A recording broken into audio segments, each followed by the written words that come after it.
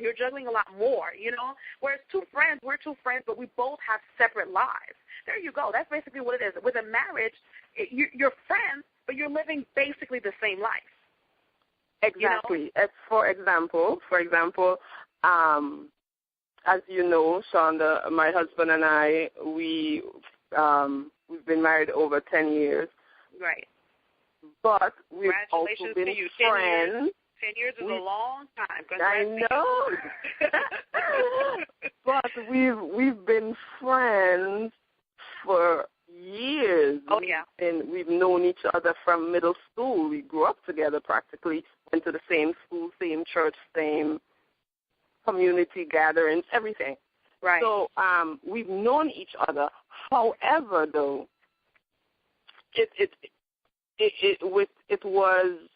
there was lots of gaps in between. Right. And when we finally came together to be together, there was still a lot more that we had to learn about each other. We had to relearn, I guess. Right. Restart that relationship, that friendship. Yeah. But my point is, we had a friendship prior to. We knew the basic background of each other, and that brought so much more comfortability, right, and relaxation, and took the relationship on a whole different level because of that familiar ground. Right. So, again, just building up on the friendship aspect of it, with the friendship being there, it makes it a whole lot easier to start off and to get that marriage on the right foot. I agree. Yeah. I agree. Friendship is definitely key. Yeah. And you touch a few facts that we all have to see. You may have known someone in the past, and once there's a separation, once there's a break in that constant communication, then there's room for that person to learn new habits, see new things, experience new life experiences. And so, and at the same time, you're both doing that. So now when you come together, you're having to incorporate what it is you've learned throughout your life cycle together. Versus if you were in the same community doing the same thing, learning the same cycle, then it would be different. But I totally agree with you. I totally agree with you. Now let me ask you a question. We know today that marriage is at the high with divorces, and there's so much going on, to break up marriages. Would you say that your life, your marriage life, has changed in the course of your teen years with your husband today? Oh, definitely. Who has ever been married for 10 years, not even 10, that's 3 years, and say that nothing has changed, or they have not changed, or their mates have not changed? I mean, you'd be the biggest liar to yourself. Yeah, definitely. To yourself. Right, to because yourself. Any other married person who is listening would know that you're lying. Right. Yes. Right. A marriage takes dives and go wrong corners and go head-on into collisions sometimes. Yeah. Oh, yeah. You have uphills, downhills, zigzag. You can never predict.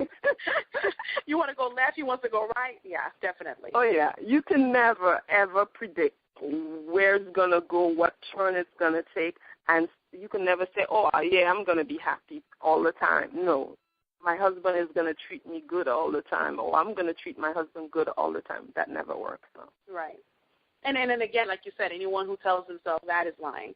So the reality is, life forces us to change, make decisions, and just, so the marriage is the same as life, just the same as you all who are out there listening, who are single right now, who, don't have to, and I don't want to call it permission, but don't have to have a discussion with your spouse or with someone to make a decision to change your work, make a decision to spend a little bit more money, make a decision to, spend the night out at a girl's friend's house or whatever.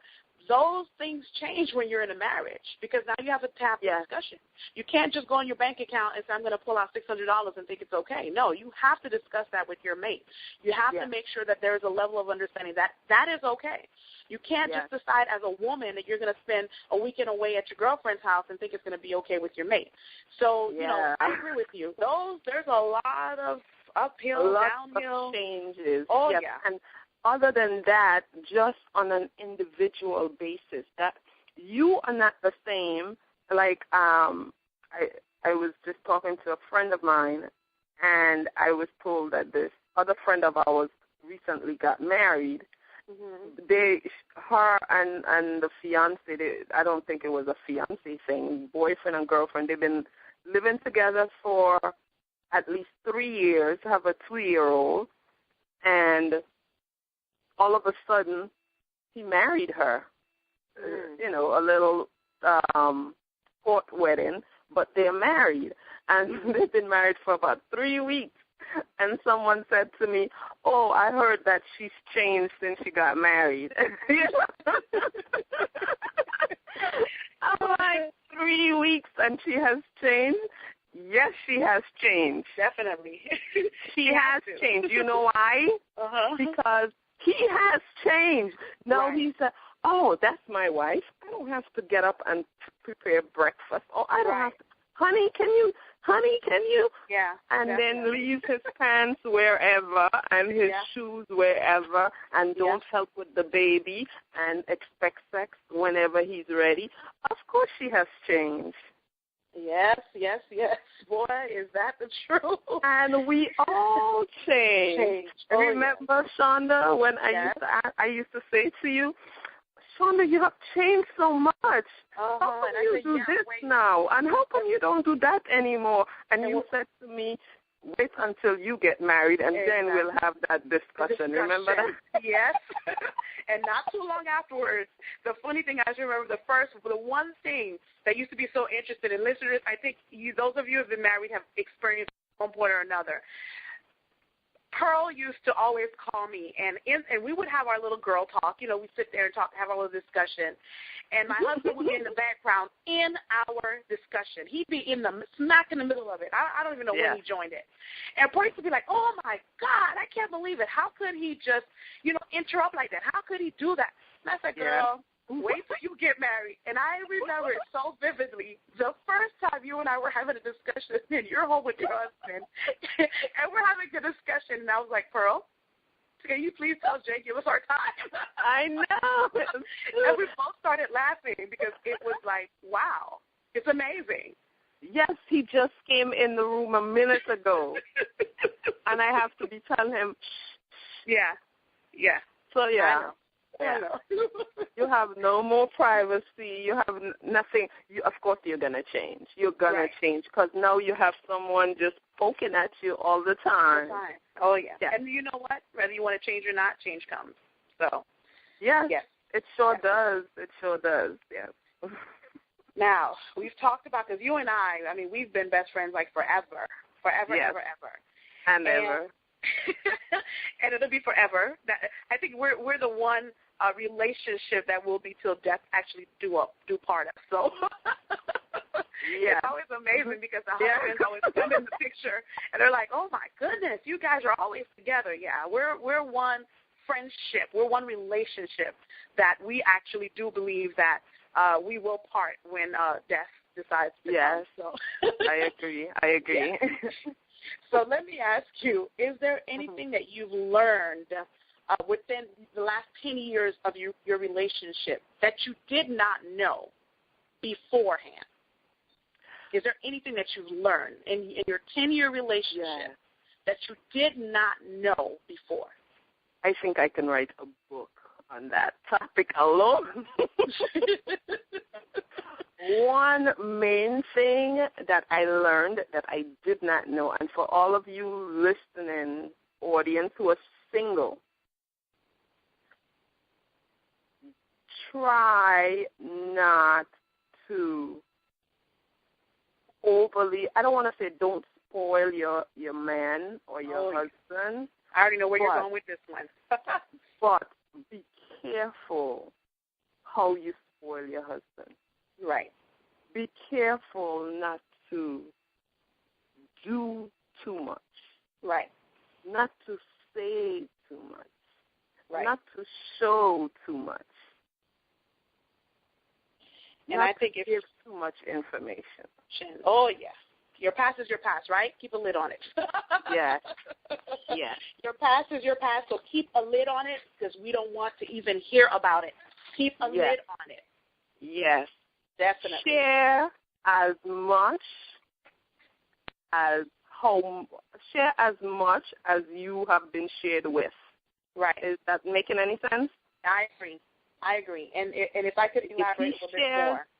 If he shares a lot with you, you share a lot with him. Right. If he shares a little with you, you share a little with him. You allow him to lead, and wherever road he goes, you just follow. Right. I agree.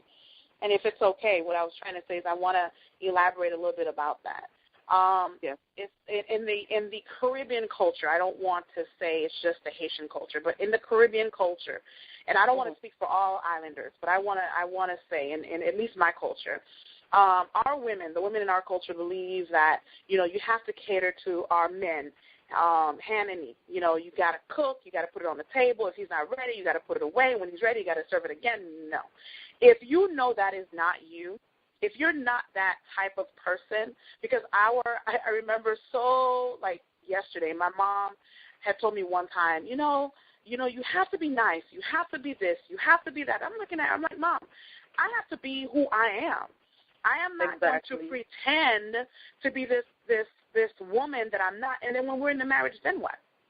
If I spoil him into thinking that I'm going to always serve him on hands and knees, then you can expect that throughout the marriage. But if I show him early in the relationship that if I cook, the least you can do is wash the dishes. If I'm tired, meet me at the door. If you don't want to meet me at the door, when I come to bed that night, don't expect sex first. Rub my feet a little bit. Pamper me a little bit. Show me that you care. So, and again, single people out there, women and men, be yourself. Throughout the entire process, be yourself. Don't front. Go on. Go ahead, Pearl. Go ahead. Don't front, but be yourself. Another thing, speak up. Yes. Speak up. Say what you want. Yes. Lay your cards on the table. Hey, I like when you do X, Y, Z. Yes. I like when you do X, Y, Z. I don't like when you do A, B, C. Right. Speak up. Don't expect whomever to be your mind reader. Don't expect them to know how you feel or what you think. Say what you feel, mean what you say. I agree. And that goes back to that old saying, say what you mean and mean what you say. Don't sugarcoat it. I mean, be nice. No one's telling you to go out there and be mean. Definitely. Be nice. You don't want to hurt that individual because that's somebody who you love and supposedly love you. Right. So you wanna be tactful about whatever you are saying or doing. At the same time, you got to remember the simplest things that you do may start or break a habit. Right. So you want to make sure that you implement positiveness. You want to start things that will improve you as an individual and the relationship. Right. So if you know that you don't want for your husband and yourself to be going to the club or your husband going to the club, why start the relationship going to a club? Way. I agree. I so agree. If you know that you want a Christian man, why are you going to the club looking for a man? Right. Because they're not in the club.